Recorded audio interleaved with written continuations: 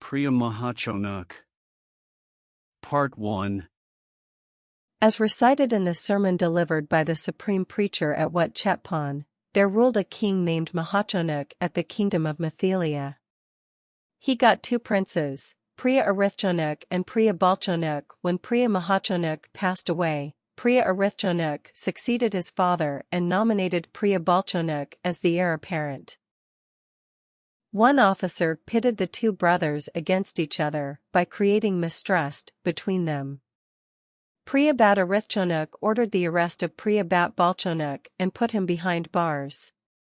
Preah Bat Baulcho-nuok set himself free by breaking the chain and started to recruit soldiers to wage war against Preah Bat Arithcho-nuok. He won the war and ruled the kingdom of Methelea. The wife of Preah Bat Arithcho-nuok was expecting a baby. Seeing Preah Bat Baulcho-nuok kill her husband, she stuffed valuable objects into the bottom of a basket, covered them with a skirt and then placed milled rice on the top.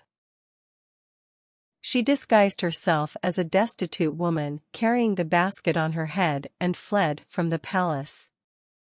On the way she met Indra, who disguised himself as an old Brahmin man driving a carriage and offered to give her a lift to the kingdom of Kalchampak, where she stayed with a Brahmin priest. After a while, she gave birth to a baby boy and named him Preah Mohacho-Nuok after his grandfathers. Growing up, Preah Mohacho-Nuok often asked about his father, and the mother told him everything. At the age of 16, Preah Mohacho-Nuok left his mother and his master to go on a business trip with 700 traders. He made a lot of money and brought it back to his mother. One day, while on a business trip, the ship Preah Mohacho-Nuok was traveling on was leaking at sea. The 700 traders were in great panic, some praying to the divinities for help while others weeping pitifully. They all became prey for sea fish and turtles. The sea water was turned into red by the blood of the 700 businessmen. On the contrary, Mohacho-Nuok was not panicky. He instead mixed sugar with milk and drank it. He then soaked the skirt in the oil, putting it on and climbing up the mast facing the kingdom of Methelea. He sprang over fish and turtles and swam off quickly. Preah Baulcho-nuok dies on the same day, and Preah Mohacho-Nuok managed to swim 7 days and nights. It was the holy day with a full moon. Preah Mohacho-Nuok rinsed his mouth with sea water and prayed to the 8 Buddhist precepts. On that day, the sea goddess named Preah Mohacho-Nuok, who protected all living creatures which respected their parents and masters from drowning in the water, felt very anxious because she failed to keep watch at the sea for 7 days. She then hurried to the sea. There she found Preah Mohacho-Nuok, who was swimming in the sea. Mohacho-Nuok asked, "Why do you manage to swim when you do not see any shore?"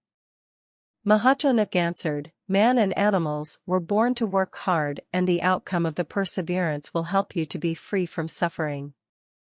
So even though I cannot see the shore, I must try my utmost to swim while I am still strong and alive." Mohacho-Nuok continued, "You may inevitably die, because you cannot make it to the shore." Mohacho-Nuok replied, "Anyone who knows that their job is not achieved, does not protect their life and fails to make it on their own and instead tries to pray for someone's help, he shall reap the outcome according to their sense of laziness."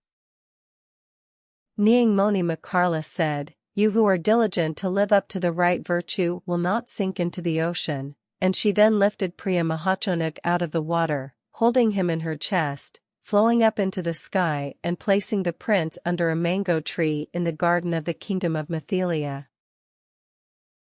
In the kingdom of Methelea, after Preah Baulcho-nuok passed away, there was no prince succeeding the father. The supreme priests and the top officials sent out a horse carriage to look for a divine person as advised by Preah Baulcho-nuok. Because before passing away, He recommended to pick a man who could lift Sahoa's tambao and could identify the head side of the square royal bed. Princess Siva Lidovai was very happy to discover the 16 huge caches, that at the site of the sunrise, that at the sunset site, that in the interior, that in the exterior, that of not in the inside and not in the outside, that in the ascending place, that in the descending place, that at the 4 salprok trees, that of a place of a more than 10-kilometer radius, the tip of the tusk, the end of the elephant tail, in the water and on the top of the tree. The carriage stopped where Preah Mohacho-Nuok was sleeping. The priests and the officials brought him to the kingdom of Methelea. Of Methelea, to see Princess Siva Lidovai, the daughter of Preah Baulcho-nuok. She stretched out her hand to hold Preah Mohacho-Nuok's, very excited. The crowd greeted the prince with loud applause, because one of Preah Baulcho-Nuok's recommendations was met. The official asked for a square bed, which side of the bed was the head side. With a sharp wit, he got a gold hairpin and handed it over to Princess Siva Lidovai, telling her to place it anywhere on the royal bed, which deserved it. So the princess placed the hairpin on one of the sides of the bed, and Mohacho-Nuok said that was the head side. He then could also raise the Sahostam arrow, which needed 1,000 men to lift it up. Preah Mohacho-Nuok was able to discover where the 16 huge caches lay. The place of meeting between Preah Mohacho-Nuok and Preah Bat Arithcho-nuok was referred as the sunrise site, and the place where the king saw off Preah Bat Arithcho-nuok was the sunset site. The king's administration went to dig out the fortune, and they got it.